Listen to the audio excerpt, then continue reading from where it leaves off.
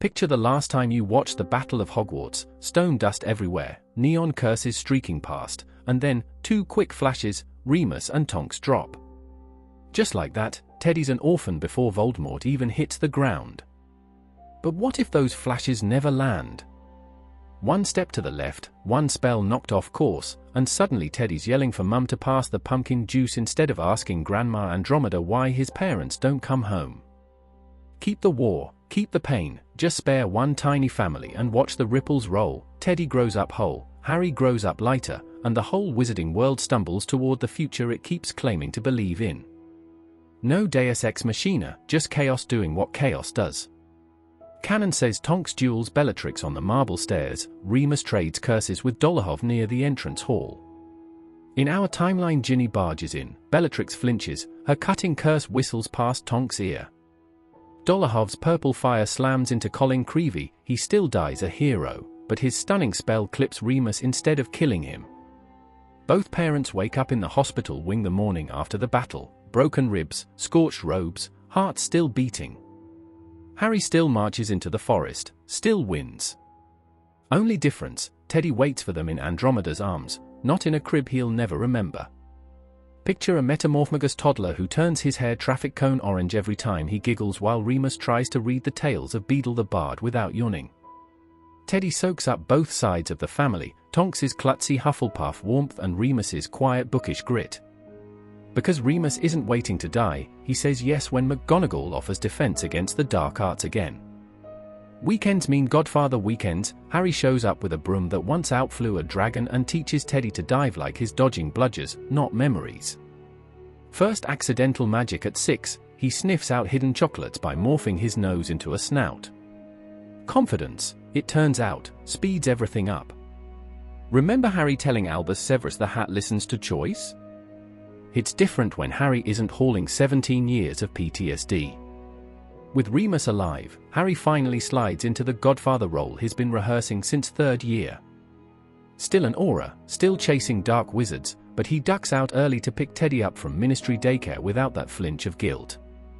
Nightmares still come, when Teddy sleeps over Harry tells marauder pranks that end in laughter, not graves.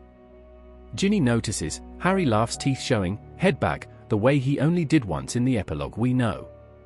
Tonks lets the ministry slap war hero on her badge for about 5 minutes. Then she's back in the Auror Office, running recruit training. New rule, every rookie spends 6 weeks living with non-humans, werewolf packs, goblin workshops, centaur herds, because bigotry withers fastest under shared roofs. She strong-arms the Wizengamot into repealing anti-werewolf laws. If the guy who inspired half the restrictions is now a respected professor, the statutes are junk.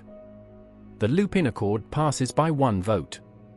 Remus calls it a footnote, every werewolf kid enrolling without secrecy clauses calls it a lifeline. Public support lets Remus open the first Wolfsbane dispensary inside St. Mungo's, bankrolled by the Black Fortune Harry insists Sirius would have howled over. Transformations still ache, but they no longer exile anyone. Remus writes Lycanthropy and the Law's a practical ethics reader, required reading in the Auror Academy and, sneakily, in Muggle studies too. Empathy homework for wizards, imagine that. By Teddy's 11th birthday, Lycan flips from slur to identity badge. Teddy steps off the boat sporting turquoise hair and a perfect promise from McGonagall, family tradition, dear, she says, ignoring that both parents blew tradition to bits. Hat barely touches his head, Hufflepuff, not from lack of courage but because loyalty feels like pudding first, salad later. Victoire Weasley, 2 years younger, silver-haired and smug, beats him at chess and teases him for neon locks that shift when he sulks.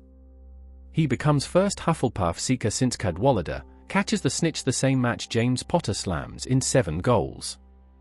Commentary, like Godfather, like Godson, only with better hair. Tiny pebbles, huge avalanche.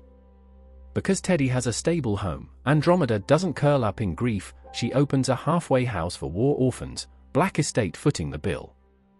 Draco spots her at a charity gala, finally introduces Scorpius to cousin Nymphadora's lot. Awkward tea becomes monthly playdates, Scorpius learns Muggle comics aren't crimes against magic. When Delphi's Voldemort plot surfaces years later, Scorpius mentions it to Teddy Teddy mentions it to Harry, Harry mentions it to Ron, a conspiracy collapses before a time-turner spins once. Cursed child danger downgraded from catastrophic to mildly inconvenient. By 22 Teddy's a junior Auror under Harry. His metamorph skills make him the go-to undercover agent, but he refuses gigs that force him to hide his Lupin blue hair more than a week, tiny rebellion against shame. Specializes in creature rights violations, arrests a rancher breeding illegal chimeras, releases the cubs into the forbidden forest while Hagrid bawls happy tears. Remus and Tonks retire to a Yorkshire cottage. Every Sunday they host brunch that mixes Weasleys, reformed Slytherins, and the occasional Centaur ambassador. Teddy proposes to Victoire in Neville's greenhouse, puking snaps politely snapping in the background. Harry officiates, crying fast, laughing loud, war taught him both. All this hope balances on a hard truth: canon needed their bodies to prove war isn't picky. Rowling cuts them down so we feel the price. Imagining they live doesn't erase the lesson, it asks what we build once we survive. Teddy with parents becomes a bridge between the marginalized and the ministry, Harry becomes the godfather he chased all his life, and the wizarding world shuffles a little closer to the inclusion it preached but never practiced. Maybe real magic isn't the spell that saves them, maybe it's daring to picture healing at all. Got that ache in your chest that says I wish this had happened? Toss your own what if into the comments. Fred lives? Snape gets therapy? Hit like, subscribe, and remember, every story we retell is another spell against indifference.